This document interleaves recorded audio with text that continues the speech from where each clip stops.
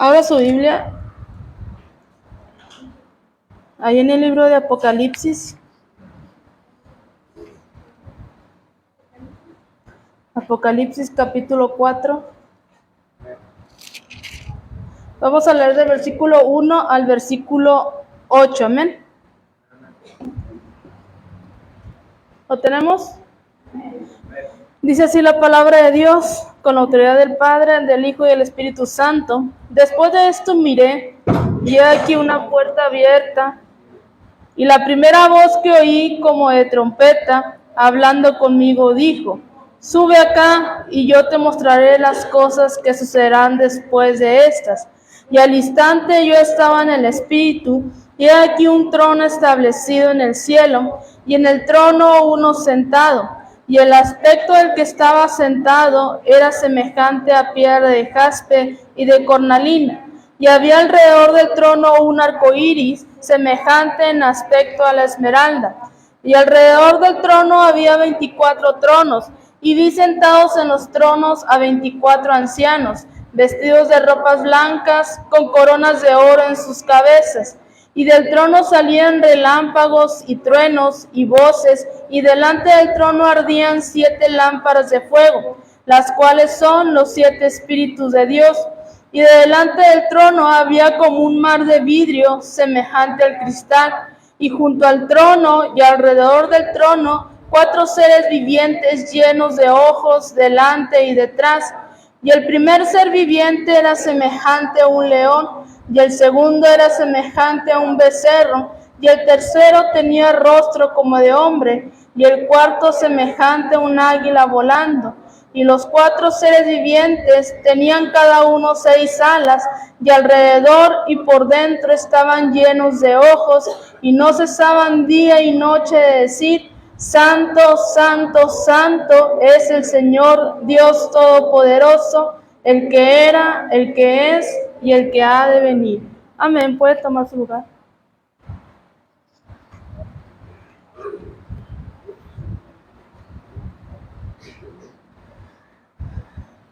Vamos a hablar del Cordero Vencedor. Amén.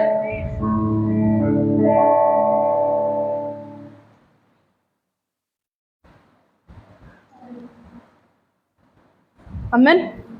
El Cordero Vencedor. ¿Por qué? Porque vamos a hablar de la gloria de nuestro Señor Jesucristo. Amén. Y sabemos que la Biblia es el mejor lugar para encontrar las respuestas a cualquiera de nuestras preguntas. Amén. Para encontrar el porqué de las cosas que sucedan en nuestra vida. ¿Dónde podemos encontrar la respuesta? En la Biblia. Amén. ¿Por qué? Porque hemos visto que muchas de las profecías de la Biblia se han cumplido. Amén. Existen más de 1000 profecías, de las cuales más de la mitad se han cumplido. Más de la mitad de las profecías que están escritas en la Biblia se han cumplido. Otras las estamos viendo y otras estamos viendo que el escenario se está preparando para que se cumplan. Amén. ¿Cuál es la que estamos esperando o la que se está preparando todo el escenario para que se cumpla?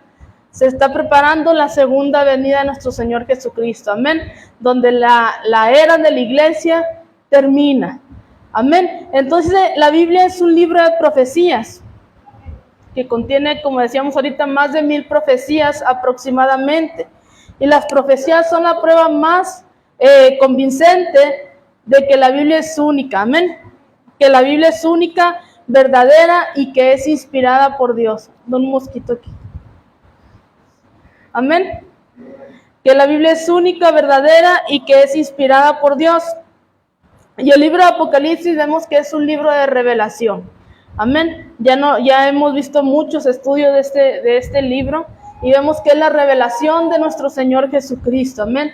De las cosas que pasaron y que están por pasar. Entonces, así como el Génesis es un libro de comienzo, vemos que el Apocalipsis es un libro de consumación. Amén. Así como en el Génesis se creó el cielo, la tierra, en el libro de Apocalipsis termina la consumación de todo esto. Amén. Génesis nos dice cómo comenzó todo. Apocalipsis nos habla del final de la historia. Del final de la historia de la iglesia, del final de la historia del ser humano y del final de la historia de este mundo. Entonces el Apocalipsis nos da esperanzas. ¿A quiénes? A los que son los hijos de Dios. Amén. A los que verdaderamente son hijos de Dios, el libro de Apocalipsis es un libro de esperanza para nosotros. Y en el capítulo 21 nos dice que Dios nos dará nuevas todas las cosas. Amén. Que nos dará cielos nuevos, tierras nuevas, que nos dará, todo va a ser nuevo. Todo va a ser nuevo para aquellos que vencieron, para aquellos que obedecieron la palabra de Dios. Amén. Entonces dice, el Apocalipsis no solo es el último capítulo de la historia. ¿Por qué? Porque no solo predice el futuro, sino más que nada es la revelación de Jesucristo. Amén. Entonces dice, el Apocalipsis fue escrito por el apóstol Juan. Sabemos que fue escrito en la isla de Patmos, que era una colonia penal. Amén. Que era como una cárcel que los llevaban a la isla. Dice, en una isla de 25 millas a la costa de Asia Menor. Y fue Jesús mismo quien se le aparece al apóstol Juan. Amén. Jesús mismo se le aparece al apóstol Juan y le dice que escriba este libro. Nos lo dice ahí en Apocalipsis 1:11. Y este libro está dirigido a las 7 iglesias. Las 7 iglesias que nos habla ahí el Apocalipsis de Asia Menor. Pero aplica a todos los que somos parte del cuerpo de Cristo. Aplica a toda la iglesia que somos hoy en día. No solamente las 7 iglesias, sino también viene una revelación para la iglesia de hoy en día. Amén. Entonces, en los primeros 3 capítulos de este libro dice Jesús habla a su iglesia. Pero en el capítulo 4, que es lo que vamos a ver ahorita, la escena cambia. ¿Por qué? Porque habla de la tierra al cielo. Si usted leyó ahorita, habla del trono, está hablando ya del cielo. ¿Por qué? Porque para ese entonces la iglesia, dice, habrá sido llevada al cielo, dando fin a la etapa de la iglesia aquí en la tierra. Amén. Los capítulos 4 y 5 se llevan a cabo en el salón del trono de Dios y contiene una doble visión. ¿Cuál es la visión? La visión de Dios el Creador, y la visión de Cristo el Redentor. Amén. Entonces dice ahí en el capítulo 4, todo el cielo alaba a Dios. Todo el cielo, leíamos ahorita, los 24 ancianos, todos sus ángeles, todos los santos empiezan a alabar a Dios y le empiezan a decir santo, santo, santo, y no es de estar una hora, sino que dice día y noche están santo, santo, santo. Amén. ¿Por qué? Porque para eso fuimos creados nosotros. Dice que fuimos creados para alabanza y gloria suya. ¿A cuánto les gusta cantar? ¿A cuánto les gusta alabar a Dios?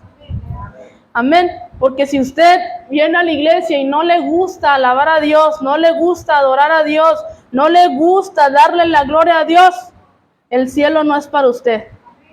Amén. Porque una de las cosas que vamos a hacer en el cielo es estar alabando día y noche a nuestro Dios. Una de las cosas que vamos a hacer en el cielo es estar adorándolo día y noche. Así que si a usted no le gusta venir a la iglesia a cantar y alabar a Dios, el cielo no es para nosotros, para los que no les gusta alabar. Amén. Pero si usted viene a la iglesia y alaba a Dios con todo su corazón, el cielo es para usted. Amén. Entonces vemos que el trono de Dios empieza ahí en el versículo 1 que leímos. Dice, después de esto miré, y he aquí una puerta abierta en el cielo. Y la primera voz que oí, como de trompeta, hablando conmigo, dijo, sube acá, y yo te mostraré las cosas que sucederán después de estas. Y la palabra después de esto se usa muchas veces en este libro, amén, para indicar el comienzo de algo.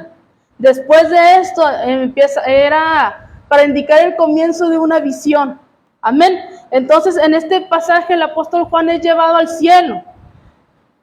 Le dice, sube acá, es invitado al trono de Dios el apóstol Juan, amén, como si fuera una película en tercera dimensión.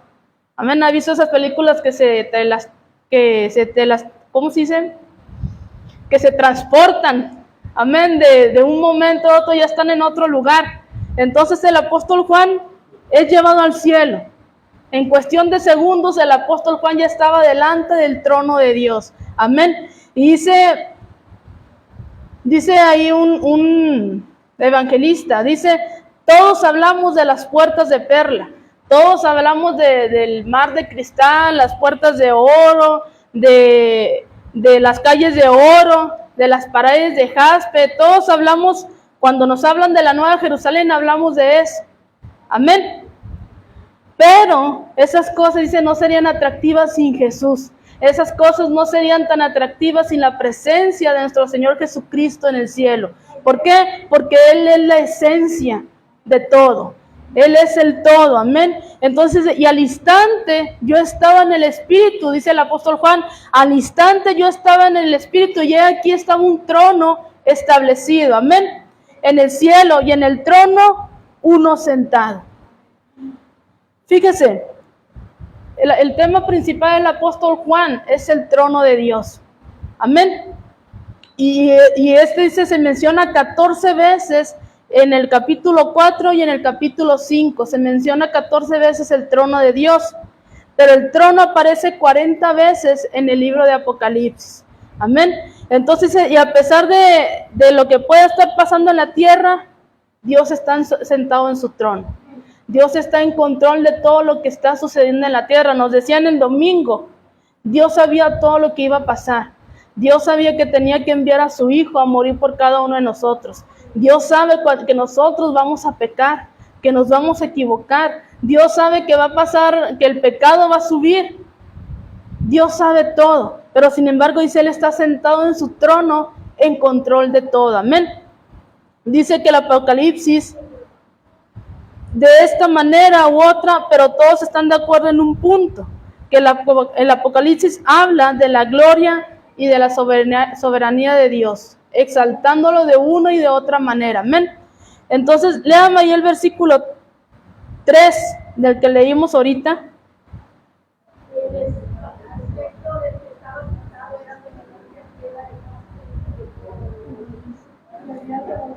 Un arco iris semejante en aspecto a la esmeralda. Amén.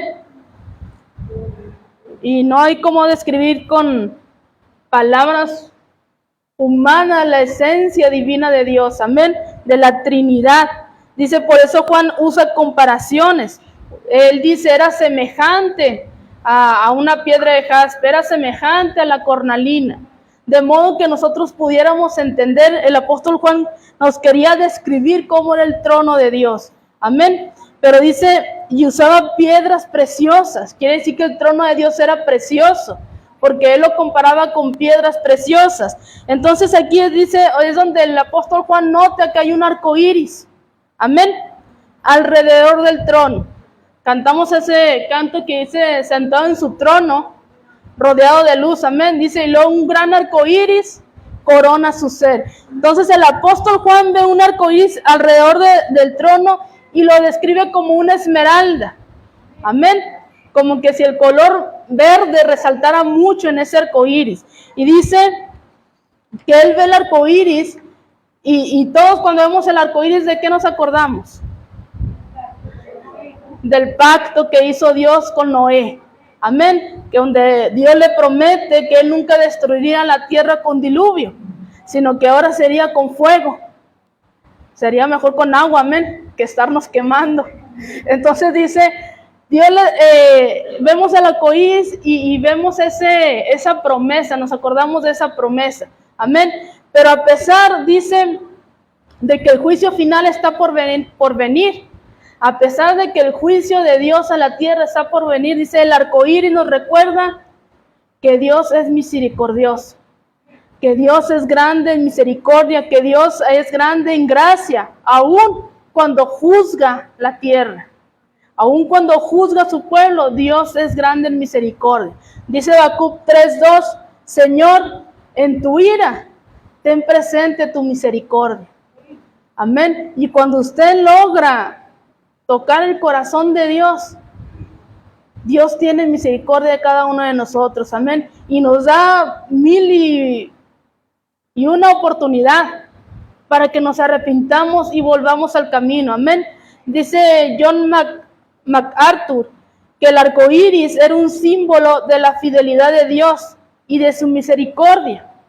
Y esta es la revelación que dice este hombre. El arco iris es un símbolo de la fidelidad de Dios y de su misericordia. Amén. Porque aun cuando acababa de destruir la tierra con agua, aún así tuvo misericordia de Noé y de sus hijos. Aún así tuvo misericordia de los animales que subieron al arca.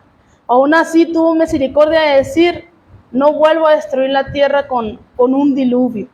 Amén. Entonces dice, el arco iris es un símbolo de la fidelidad de Dios. Cuando usted se sienta preocupado, cuando usted tenga miedo, cuando usted esté deprimido, cuando usted se sienta solo, voltea al cielo. Amén. Y acuérdese de las promesas de Dios. Cuando Dios le dice, yo estoy contigo. Yo soy tu escudo. Yo soy tu refugio. Yo soy el que te protejo. Yo nunca te voy a dejar solo.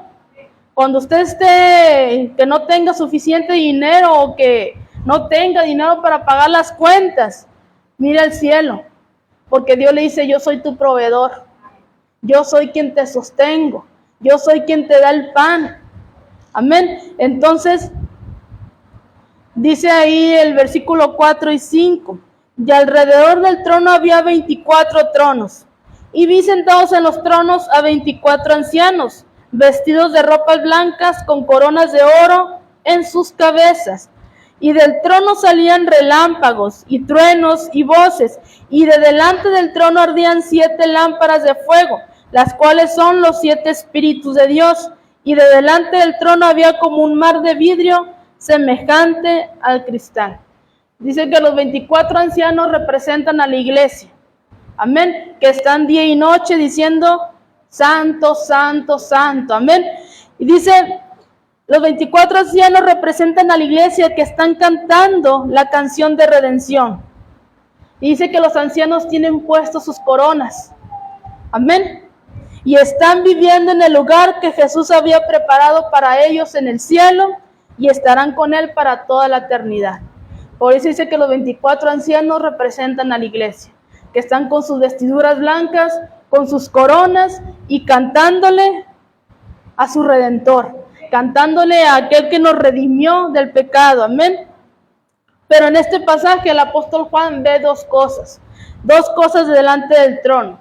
¿Qué ve primero? Dice, vi 7 lámparas de fuego que eran como antorchas y las identifica como los 7 espíritus de Dios. Amén. La frase describe el Espíritu Santo en toda su plenitud. Y dice que el apóstol Juan ve también otra cosa. Él ve un mar semejante al vidrio, semejante al cristal. Y estudios, gente que se dedica a estudiar este libro dice que posiblemente es una metáfora, ya que no hay mar en el cielo. Lo que Juan ve debajo del trono es un azulejo enorme de vidrio que brillaba como el cristal. Ahí en Éxodo 24:10 Moisés describe algo parecido. Amén. Cuando él y Aarón y los ancianos de Israel ven, y dicen en Éxodo 24:10, dice, y vieron al Dios de Israel, y había debajo de sus pies como un embaldosado de zafiro, semejante al cielo cuando está sereno. Amén. El cielo es un mundo resplandeciente, es algo de luz brillante, es algo lleno de piedras preciosas. Amén. De cristales y de formas tan magníficas que nos falta palabras para describir cómo es el cielo. Nosotros nada más vemos aquí un pedazo de tela azul, pero lo que hay allá arriba del cielo, dice, es algo hermoso, es algo resplandeciente como el cristal, es algo resplandeciente como las piedras preciosas. Amén. Sigue diciendo ahí el versículo 10, y junto al trono y alrededor del trono 4 seres vivientes llenos de ojos delante y detrás. El primer ser viviente era semejante a un león, el segundo era semejante a un becerro, el tercero tenía rostro como de hombre, y el cuarto era semejante a un águila volando. Y los 4 seres vivientes tenían cada uno 6 alas, y alrededor y por dentro estaban llenos de ojos. Amén. Fíjese que estos seres extraños, amén, estos seres extraños dice que están localizados en el círculo más íntimo y más cercano del trono de Dios. Amén. Tanto los libros de Ezequiel como el libro de Apocalipsis los describen como guerreros. Amén. Como seres guerreros.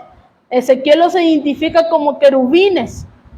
Porque Ezequiel también dice que vio ángeles que tenían 6 alas, que con 2 cubrían su rostro, con 2 cubrían sus pies dice, Ezequiel los identifica como querubines. Las escrituras asocian a estos ángeles con el poder santo de Dios. ¿Qué simbolizan los ojos de estos seres vivientes? Dice la conciencia, la vigilancia y el conocimiento pleno. Amén. Las 6 alas denotan el privilegio y la responsabilidad suprema que tienen de adorar a Dios constantemente ante el trono. Amén. Hablábamos de la responsabilidad y decíamos que nosotros tenemos una responsabilidad como hijos de Dios, pero estos seres vivientes también tienen una responsabilidad en el cielo. Y dice, ¿cuál es su responsabilidad? Tienen la responsabilidad de adorar continuamente a su Creador. Tienen la responsabilidad de adorar constantemente a Dios ante el trono. Amén.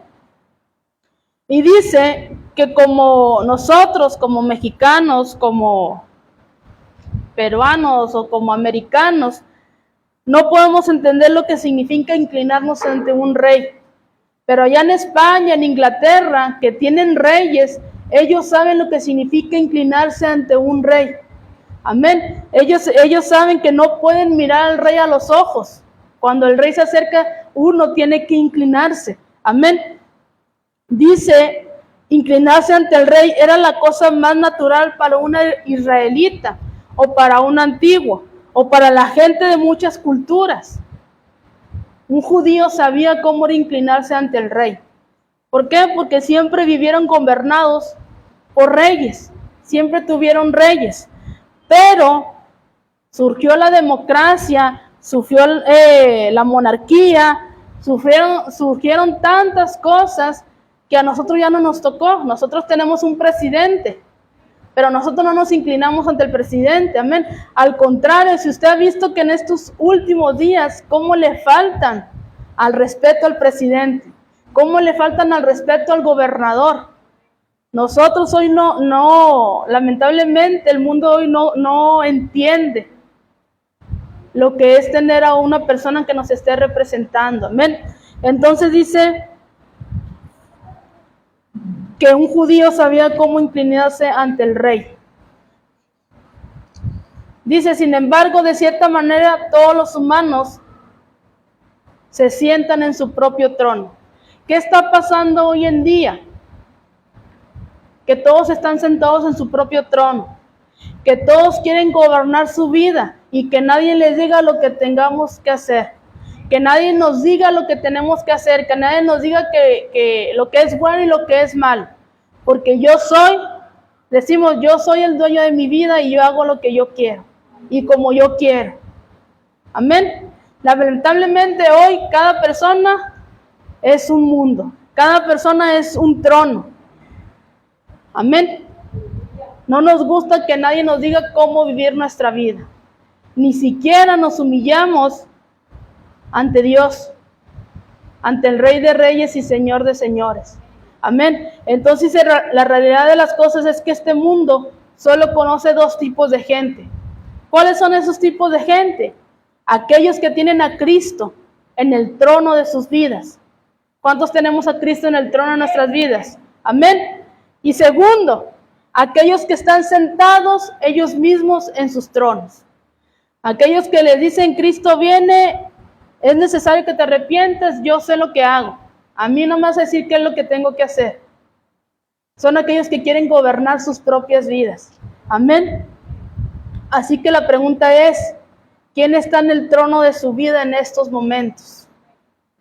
¿Usted mismo se está gobernando o es Cristo el que está gobernando su vida? Amén. Si Dios está en el trono de su vida, alábelo. Agradézcale su bondad, su misericordia. Agradézcale su salvación. Pero si Dios no es su Señor, si Dios no está gobernando su vida, hoy es una oportunidad para que Él empiece a gobernar su vida. Hoy es la oportunidad para que usted pida perdón y le entregue su vida a Jesucristo y que Él sea el que gobierne su vida. Amén. Así que vimos el trono de Dios en toda su gloria. Ahora vamos a ver el rollo, que sigue diciendo, léame ahí, búsqueme Apocalipsis. Capítulo 5, vamos a leer del 1 al 4.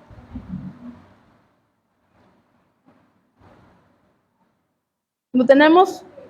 ¿Qué dice? Dice, y vi en la mano derecha del que estaba sentado en el trono un libro escrito por dentro y por fuera, sellado con 7 sellos.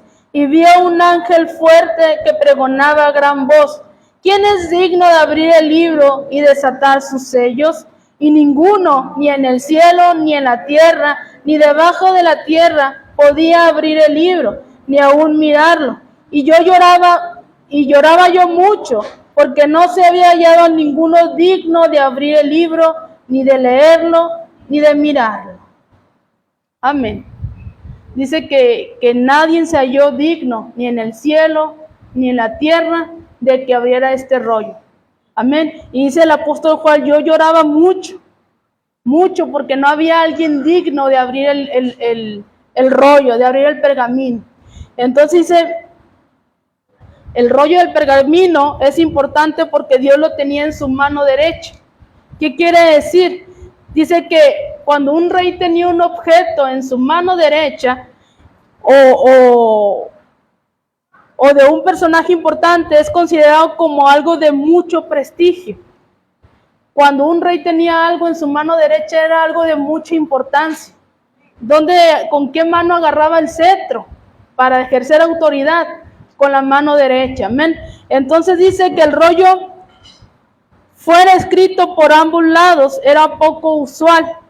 Como era más difícil escribir en la parte de afuera del pergamino, normalmente se escribía solamente por un lado. Del otro lado no se podía escribir porque era un poco más difícil. Pero dice que este pergamino estaba escrito por los 2 lados. Amén. Dice, el hecho de que este fuera escrito en ambos lados significaba que contenía muchos detalles importantes.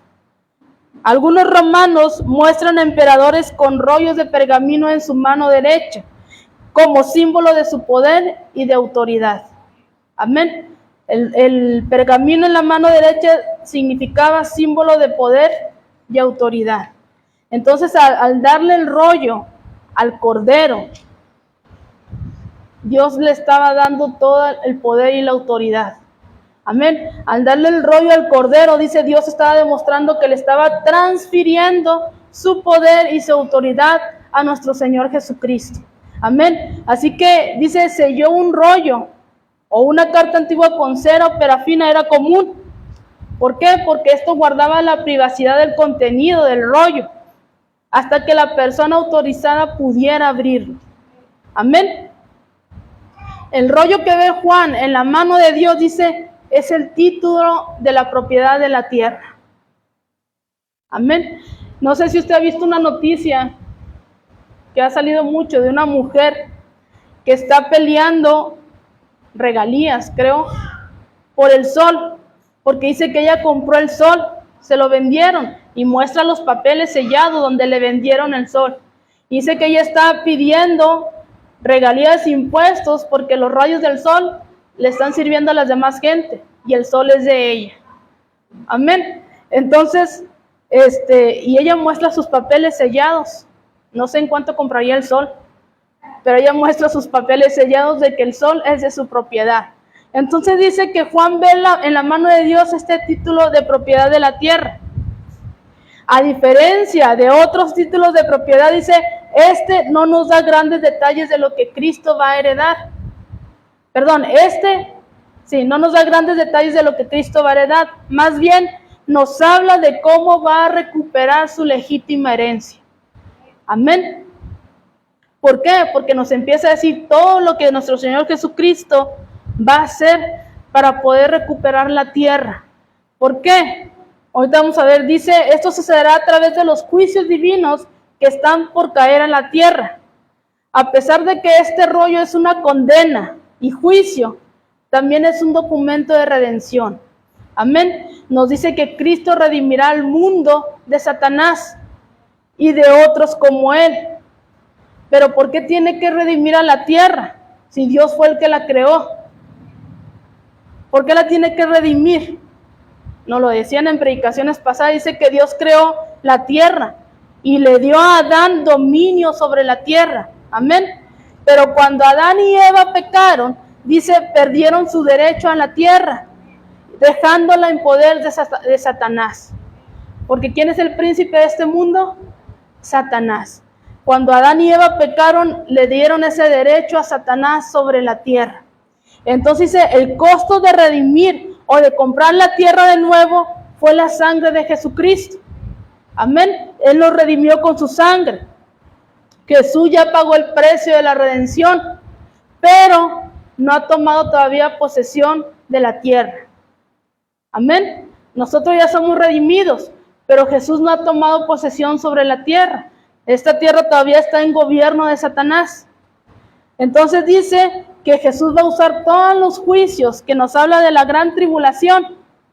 Todos los juicios que van a caer sobre la tierra en la gran tribulación, Jesús los va a usar. ¿Para qué? Para después poder tomar posesión de la tierra.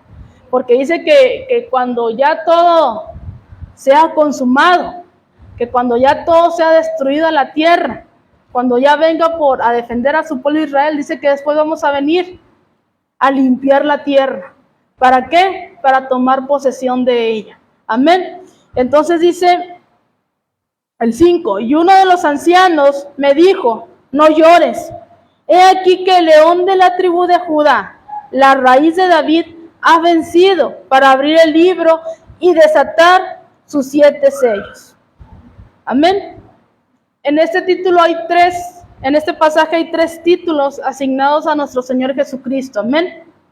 El primero es, Él es el león de la tribu de Judá. Y ahí nos habla en Génesis, capítulo 49, versículo 8 al 10. Yo se lo voy a leer. Dice, Judá, tus hermanos te alabarán, tu mano estará sobre el cuello de tus enemigos, y los hijos de tu padre se postrarán ante ti. Eres un cachorro de león, oh Judá. Vuelves de cazar, hijo mío, se agacha y se recuestra cual león y como leona. ¿Quién lo despertará?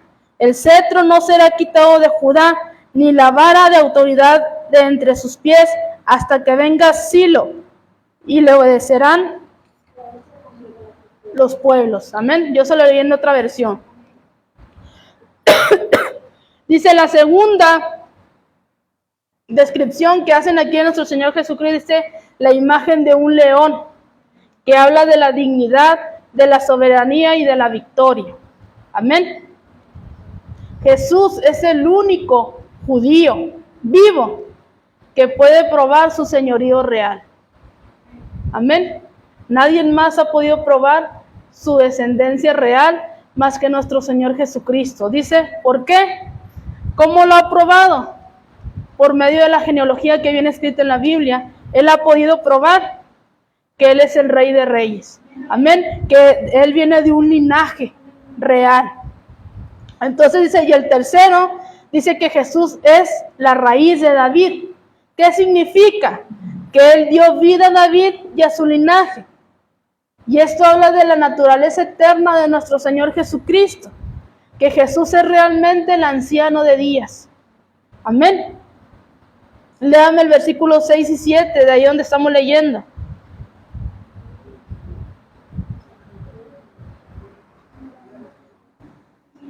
Y he aquí en medio del trono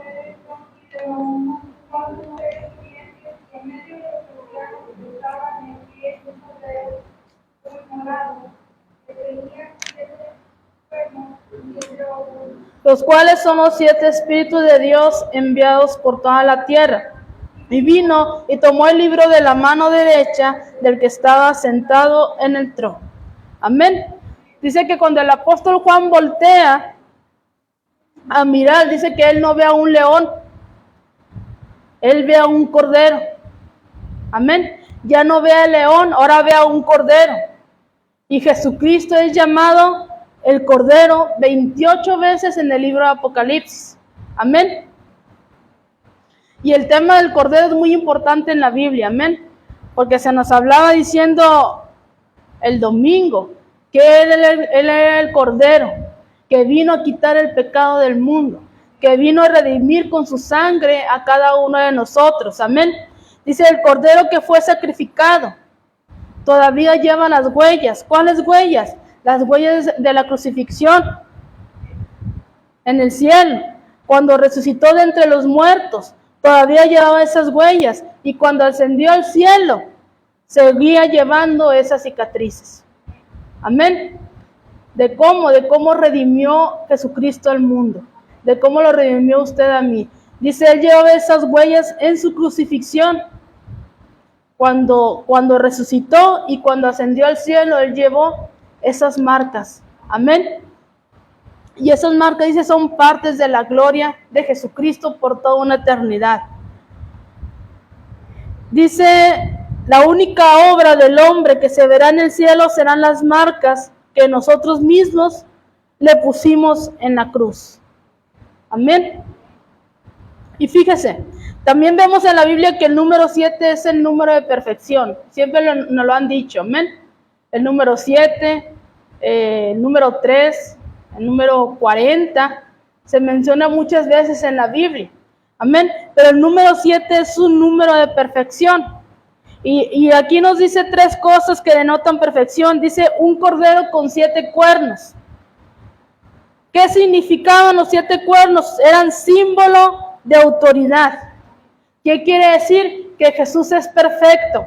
Amén. Y que tiene autoridad plena. Después dice un cordero con 7 ojos. ¿Qué quiere decir? Que hablan de la omnisciencia de nuestro Señor Jesucristo. Quiere decir que los 7 ojos significan que Él es completo, que Él ve y lo sabe todo y que Él es omnipresente. Amén. Y los 7 espíritus de Dios significa que Jesús es perfecto en su presencia. Amén. Isaías 11:2. Yo se lo voy a leer, usted no lo busque. Isaías 11:2 dice, hace referencia a los 7 espíritus de Dios diciendo, y reposará sobre él, ¿sobre quién? Sobre nuestro Señor Jesucristo, el Espíritu del Señor, espíritu de sabiduría y de inteligencia, espíritu de consejo y de poder, espíritu de conocimiento y de temor del Señor. Amén. Nosotros adoramos a Jesús no solo por quien es, sino por el lugar que ocupa el Señor Jesucristo en el trono de Dios. Amén. Jesús está en el trono, sentado, dice, a la diestra de Dios Padre. No se quedó en el pesebre, como lo muestra la iglesia secular. No se quedó colgado en una cruz. Él está sentado en el trono, a un lado del Padre. Amén.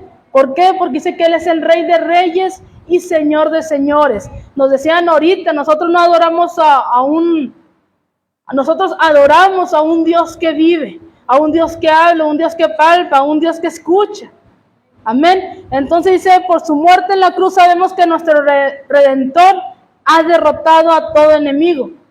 Y Él controla los eventos de su gloria desde su trono. Amén. Fíjese, dice que el poeta chileno Pablo Neruda podía escoger cualquier hoja de papel. Amén. Escribir un poema en él, dice, y hacerlo valer hasta $6,000. Amén. No escogía un papel bonito ni nada. Dice que este poeta abría su libreta, escribía un poema y lo vendía hasta $6,000. Amén. Rockefeller, dice, podía firmar su nombre en un pedazo de papel y hacerlo valer millones.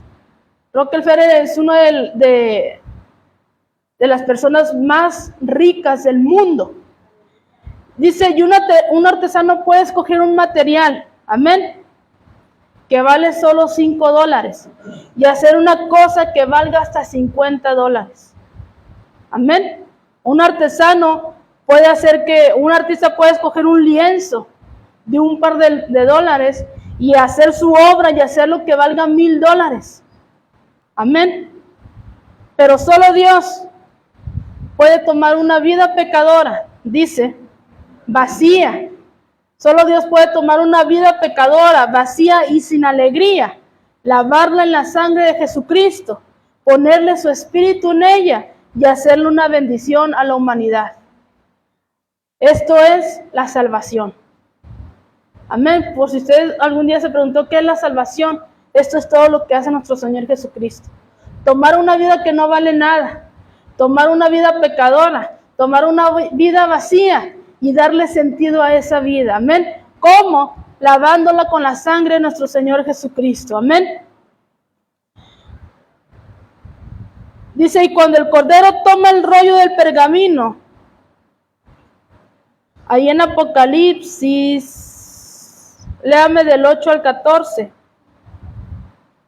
Búsqueme Apocalipsis 5, del 8 al 14. Cuando hubo tomado el libro, los 4 serpientes y los 24 ancianos se postraron delante del Cordero. Todos tenían armas y bombas de oro, eran de incienso, que se trataban de los santos, y cantaban un nuevo cántico diciendo: digno eres de tomar el libro y abrir sus sellos, porque te fuiste mandado y conquistaba y desatar tu dignidad para todos, gloria y lengua, con reino y nación. Nos hace para gloriosos reyes y sacerdotes, y regaremos sobre la tierra. Amén. ¿Hasta ahí? 14. Bueno, ahorita lo leemos. Dice, y cuando el Cordero toma el rollo del pergamino, Juan deja de llorar. Amén. El apóstol Juan deja de llorar. Y dice, y la alabanza sigue de forma apoteósica, que quiere decir el pueblo de Dios y los representantes de la creación unen sus voces en adoración. Amén. ¿Qué significa adorar? Atribuir valor a algo. Amén. Cuando usted adora a Dios, usted le está dando el valor que se merece. Está dándole la gloria y la honra que se merece. Entonces dice, es dar todo lo que somos. Adorar a Dios, dice, adorar a Dios es adorar a Dios por ser quien es y por todo lo que Él hace. ¿Por qué? Porque Él es digno. Amén. En el cielo dice que es un lugar de adoración y todo pueblo, lengua y nación lo va a adorar. El cielo es un lugar de adoración. Amén. Dice, no cesaban día y noche de decir, santo, santo es el Señor Dios Todopoderoso, el que era, el que es y el que ha de venir. Y siempre que aquellos seres vivientes dan gloria y honra y acción de gracias al que está sentado en el trono, al que vive por los siglos de los siglos, los 24 ancianos se postran delante del que está sentado en el trono y adoran al que vive por los siglos de los siglos y echan sus coronas delante del trono. Señor, digno eres de recibir la gloria y la honra y el poder, porque tú creaste todas las cosas y por tu voluntad existen y fueron creadas. Amén. ¿Por qué es tan importante la adoración para Dios?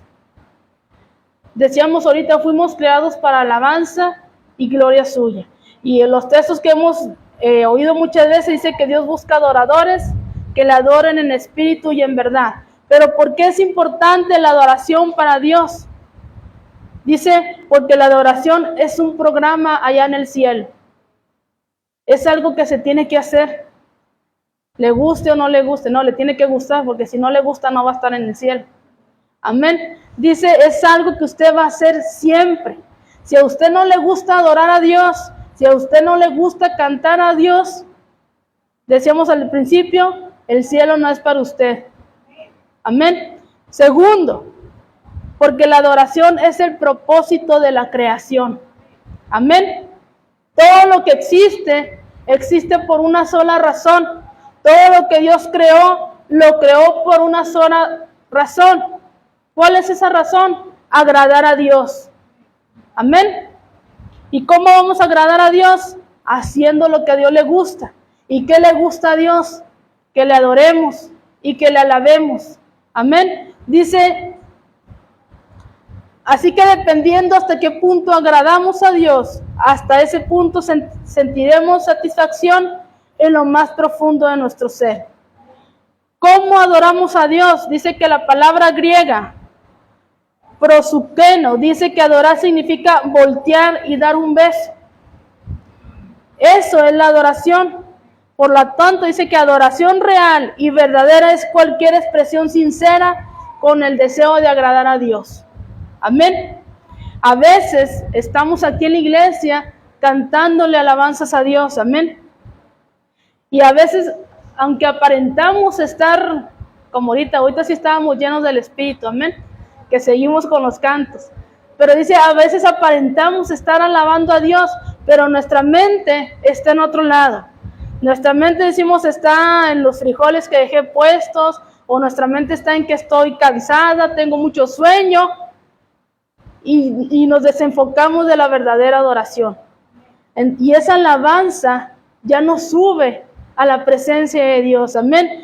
Dice, si creemos que solo por el hecho de estar en la iglesia estamos agradando a Dios, y no lo estamos alabando con un corazón sincero como a Él le agrada, estamos perdiendo el tiempo. Amén. Y se nos ha dicho muchas veces, no creamos que por estar aquí le estamos haciendo un favor a Dios. Yo tengo que estar aquí porque amo a Dios, porque me gusta adorarlo, porque en verdad he comprendido el sacrificio que Jesucristo hizo por mí en el Calvario. Porque en verdad he entendido el valor, darle el valor a ese sacrificio que Jesús hizo por nosotros. Amén. Pero si estamos aquí por costumbre o por rutina, estamos perdiendo el tiempo. Amén. Porque dice que Dios busca una verdadera alabanza y una verdadera adoración, así como lo estaban haciendo estos 24 ancianos. Dice que día y noche, y no se cansaban de darle la gloria y la honra a Dios. Amén. Dice el capítulo 5, versículo 8, y cuando hubo tomado el libro, los 4 seres vivientes y los 24 ancianos se postraban delante del Cordero. Decían a gran voz, el Cordero que fue inmolado es digno de tomar el poder, las riquezas, la sabiduría, la fortaleza, la honra, la gloria y la alabanza. Al que está sentado en el trono y al Cordero sea la alabanza, la honra, la gloria y el poder por los siglos de los siglos. Amén. El capítulo 4 y el capítulo 5 es alabanza. Es lo que nos llama a Dios, a la alabanza, a darle la gloria a Él. Dice, la Biblia dice que Jesús viene pronto. Y nosotros sabemos que Cristo viene pronto. Nosotros sabemos que estamos viviendo las últimas señales. Amén. ¿Cuántos vieron la luna de sangre? Le dicen, amén. La luna de sangre con eclipse. Son últimas señales. Amén. Estamos viviendo los últimos tiempos. Pero ¿qué debemos hacer mientras que Jesús viene por su iglesia? Dice, primero asegúrate de que estás reconciliado con Dios. Primero asegúrate de que estás lavado en la sangre de Cristo Jesús. Asegúrate primero de que eres salvo verdaderamente. De que tu vida está en sintonía con la de Dios. De que tu vida está en comunión con la de Dios. Asegúrate primero de eso. Amén. Y si es así, qué bueno. Sigamos adelante. Si usted ya está asegurado de que si Cristo viene hoy, ahorita me voy con Él, gloria a Dios. Pero si no es así, pongámonos a cuentas con Dios. Amén. Reconciliémonos con Dios. Lavémonos con esa sangre preciosa y empecemos a caminar en obediencia. Amén. ¿Por qué? Porque Cristo viene pronto. Porque todavía dice, hay mucho que hacer para su reino. Tenemos que mantenernos ocupados. ¿Cómo? Sirviendo a nuestro Señor Jesucristo. ¿Cómo? Leyendo su palabra, en oración, en comunión con Él, aprendiendo y recibiendo de Él. ¿Por qué?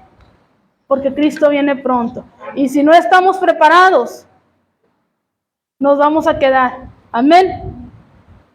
Dice que otras actividades podemos hacer.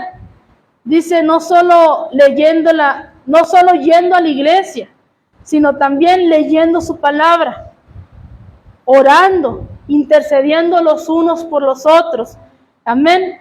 Predicándoles a nuestros vecinos o a su familia de la salvación de nuestro Señor Jesucristo. Amén. ¿Por qué? Porque si nos mantenemos así, vamos a estar totalmente dedicados a la obra de Cristo. Y cuando Cristo venga, Él nos va a encontrar trabajando para su obra. Amén. Así que dice, cuando Él regrese podremos escuchar con alegría sus palabras. Que dice ahí, hiciste bien, siervo bueno y fiel. Entra al gozo de tu Señor. Y qué bonito oír esas palabras, amén. Y no oír las otras palabras de las que decíamos. Siervo malo. Amén. Siervo malo, no te conozco.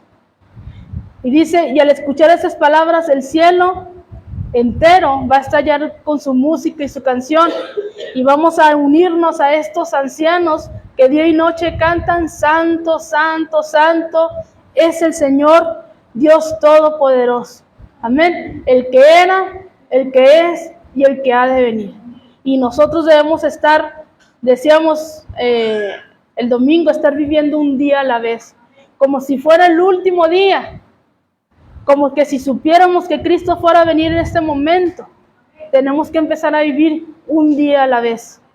Amén. Porque Cristo viene pronto y viene por una iglesia que esté preparada. Amén. Póngase de pie.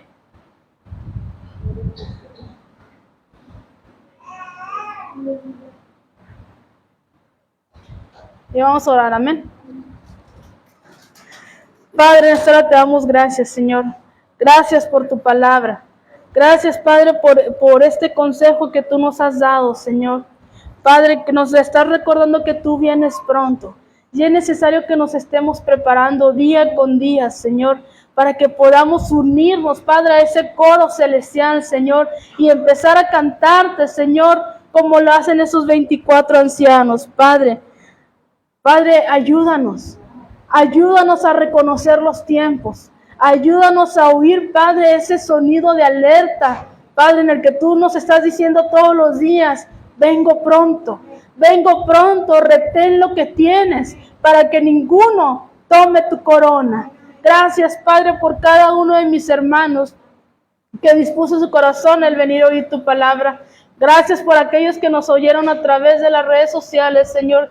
Yo te pido que tú bendigas a cada uno de ellos, que tú obres en cada uno de ellos, que transformes sus corazones, Señor, y que tú los bendigas grandemente. Todo te lo pido, Padre, en el nombre de Jesús.